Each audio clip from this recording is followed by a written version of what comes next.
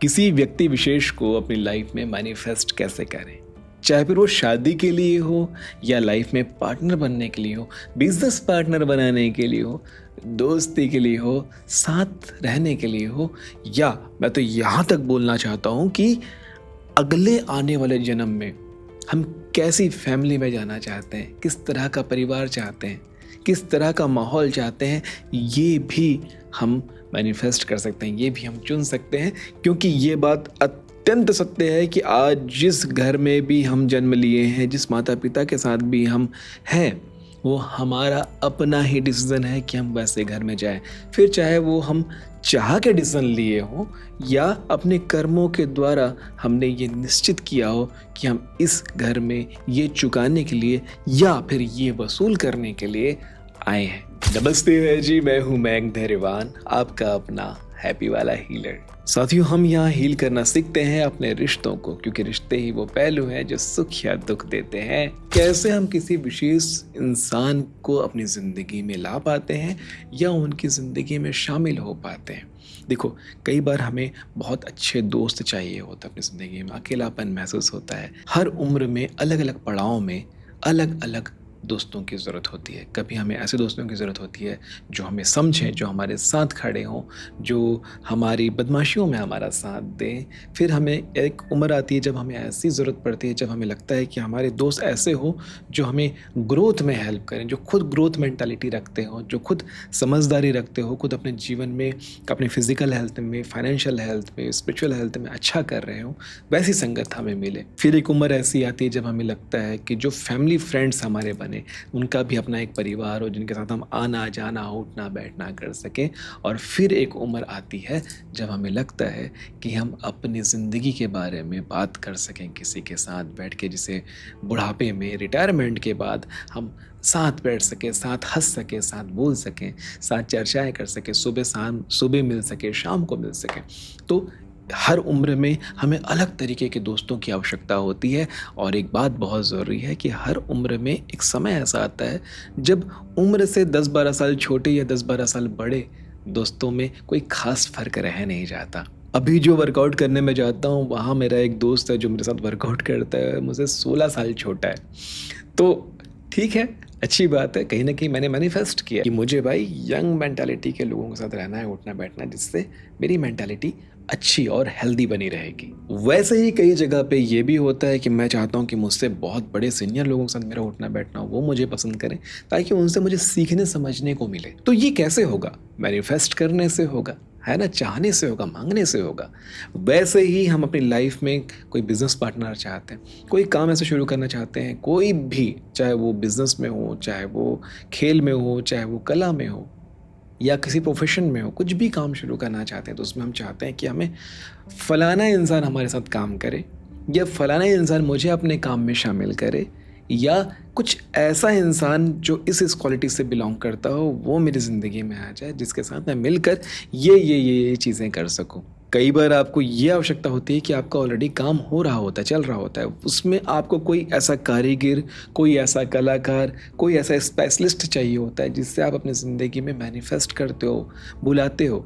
देखिए भाई, दुनिया में ये चीज़ हो रहा है तभी सारे काम हो पा रहे हैं। हर कंपनी के पास, हर बिजनेस के पास अपने काम से रिलेटेड लोग हैं। कहाँ से मिले? फ्रीक्वेंसी गई, जिनको ज़रूरत था और जिनको ज़रूरत है ना, मतलब कि दो लोगों को एक दूसरे की ज़रूरत होती है, दोनों तक एक दूसरे की वाइब्रेशन पहुंची और दोनों एक दूसरे के आसपास आ गए। ध्यान रखना, हम मिलते नहीं, मिलवाए जाते हैं तरंगों के द्वारा, वाइब्रेशंस के द्वारा। तो आपको वाइब्रेशंस भेजनी पड़ेगी। और हाँ, अब जो आप सुनना चाहते हैं उसकी चर्चा, स्पेसिफिक पर्सन, कोई ऐसा पार्टनर, कोई ऐसा लव वन जिसके साथ आप रोमांटिक रिलेशन बनाना चाहते हैं, जिनके साथ आप आगे बढ़ना चाहते हैं, जिनके साथ डेट्स करना चाहते हैं, जिनके साथ जीवन के सुख दुख को एंजॉय करना चाहते हैं, जिनसे अपने दिल की बात शेयर करना चाहते हैं, जिनके साथ आप वक्त बिताना चाहते हैं, जिसके साथ आप एक खूबसूरत रिश्ते में रहना चाहते हैं, उसे मैनिफेस्ट करना। कई बार हमें पता होता है कि हमें किसे बुलाना है, किसे चाहना है, किसे मांगना है, किसे अपनी ज़िंदगी में लाना है, और कई बार हमें पता नहीं होता है कि वो कौन है। तो उस कंडीशन में हम क्या करते हैं, अपनी वाइब्रेशन भेजते हैं। पहले तो ये डिसाइड करते हैं कि कैसा इंसान हमको हमारी ज़िंदगी में चाहिए, उनमें कौन कौन सी क्वालिटी होनी चाहिए। और हाँ, वो जो क्वालिटीज़ है ना, याद रखना, पहले आईने में अपने आप को देखना और उसके बाद उससे ही मिलती जुलती क्वालिटीज़, थोड़ी अच्छी थोड़ी बेहतर, जो आप में कम है उसे उनमें ऐड कर दीजिए, जो आप में अच्छा है उसे उनमें थोड़ा कम कर दीजिए। बैलेंस तभी बनता है।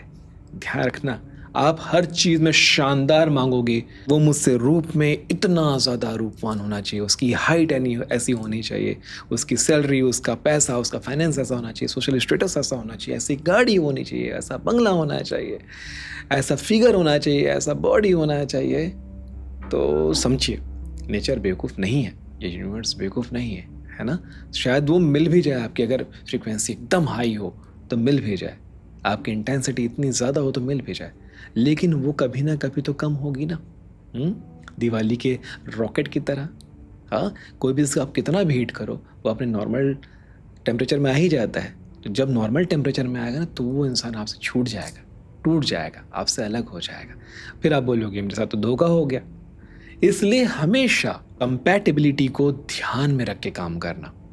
हमेशा अपने से कुछ गुण आप में अच्छे हैं वो उनमें कम कर देना, कुछ उनमें ज़्यादा होने चाहिए जो आप में कम है। तो ऐसा में एक सही बैलेंस आप क्रिएट करो और फिर उसे लिख लो और उसके बाद उसे मांगो। कैसे मांगना ये मैं बताऊंगा। इस पर बहुत सारी चर्चा हमारी पहले भी हुई है, लेकिन मैं बताऊंगा, इस पर काम हो रखा है ना। अब आप चाहते हो उसके साथ लाइफ कैसी होनी चाहिए, वो भी आप मैनिफेस्ट कर सकते हो। एक बात हमेशा याद रखना, जो भी आप चाहते हो वो आपको देना होगा इस यूनिवर्स में। पैसा चाहते हो, पैसा दो। टाइम चाहते हो, टाइम दो। प्यार चाहते हो, प्यार दो। अब मैं ये नहीं बोल रहा हूँ जो आपके पास जितना ही पैसा सब लुटा दो, नहीं, थोड़ा सा ढीलो तो सही, थोड़ा सा जाने तो दो, थोड़ा सा बांटो तो सही। जो भी चाहिए इस ज़िंदगी में आपको वो देना पड़ेगा। यूनिवर्स को बताना पड़ेगा कि आपके पास ऑलरेडी है, आपके पास बहुत है, आप संतुष्ट हैं, आप धन्यवाद के भाव से भरे हुए हैं, तभी आप वो बांट रहे हैं। खेतों में भी बीज पहले आपको लगाना होता है, समझ में आ रहा है ना। खेतों में भी बीज पहले हमें ही लगाना होता है, तब उसका 100 गुना फसल हमारे पास वापस आता है। और यही नेचर का रूल है, हमें पहले बीज लगाना पड़ेगा और तब हमें वो चीज़ें बढ़कर मिलेगी, चाहे वो कुछ भी हो। तो अपनी ज़िंदगी में आप अपने पार्टनर के साथ क्या चाहते हैं, कैसा चाहते हैं, कितना चाहते हैं, वो देना शुरू कर दीजिए। सबसे पहले तो उन्हें ही दीजिए। अब आप में से बहुत सारे लोग ये बोलेंगे कि मैंने तो इतना किया, इतना दिया, ये करे, वो करे, ऐसा करे, वैसा करे, उसको तो समझ में नहीं आता, उसे तो वैल्यू ही नहीं है। तो भाई देखो, ओवर डिलीवर करना भी गलत है, इस पर भी हमारी चर्चाएं हो चुकी है। तो अगर ऐसा हो रहा है आपके साथ, तो पहले अपनी सारी शक्तियों को खींच लो, सप्लाई बंद करो, एक फास्टिंग क्रिएट होने दो, एक उपवास क्रिएट होने दो। उसके बाद जब सामने वाले को आपकी वैल्यू समझ में आ जाएगी, देन आप फिर से अपना प्यार बरसाइए। और ऐसे में ही काम बनता है। इंसान ना बेवकूफ़ियों का पिटारा है, ठीक है। कार्मिक रिलेशंस भी होते हैं, जिस पर भी चर्चाएं हो रही हैं, होंगी आगे। आप लोगों को अपनी ज़िंदगी में लाते नहीं, आपकी ज़िंदगी में लोग भेजे जाते हैं आपके कर्मों के अनुसार। इस पर आगे चर्चाएं होंगी, लेकिन अब समझिए कि किसी स्पेसिफिक पर्सन को, सपोज मान लेते हैं कि लव मैरिज, किसी इंसान से आप शादी करना चाहते हैं, तो उसके लिए क्या करना है, इस पर जस्ट इस वीडियो से पहले मैंने एक मेडिटेशन बनाया हुआ है, जिसका लिंक आपको इस वीडियो के आखिर में दिख जाएगा। आप उस मेडिटेशन को एक बार देखिए, आपको समझ में आएगा। जैसे ही उस ध्यान को आप करेंगे, आपको समझ में आएगा कि आप कैसे किसी इंसान को अपने शादी के लिए, अपने साथ लव मैरिज के लिए अट्रैक्ट कर सकते हैं। और चाहे आप उसे जानते हो, चाहे नहीं जानते हो, दोनों ही कंडीशन में आप अट्रैक्ट कर सकते हैं। एक बार जाके उसे सुन करके देखिएगा, आपको समझ में आ जाएगा। और ये भी समझ में आ जाएगा कि बाकी तरह के लोगों को कैसे अट्रैक्ट करना है, ठीक है जी। और उसके बाद भी ना लगे तो बिजनेस पार्टनर कैसे अट्रैक्ट करते हैं, अच्छे दोस्त कैसे अट्रैक्ट करते हैं, सब पर एक एक मेडिटेशन बना के रख दिया जाएगा, जिसका इस्तेमाल आप कभी भी कर सकते हैं। तो चर्चाएं बहुत गहरी हो गई। आशा करता हूँ यह अध्याय भी आपको बहुत अच्छे से समझ में आया होगा। मिलते हैं आने वाले अध्यायों में, तब तक के लिए नमस्ते है जी।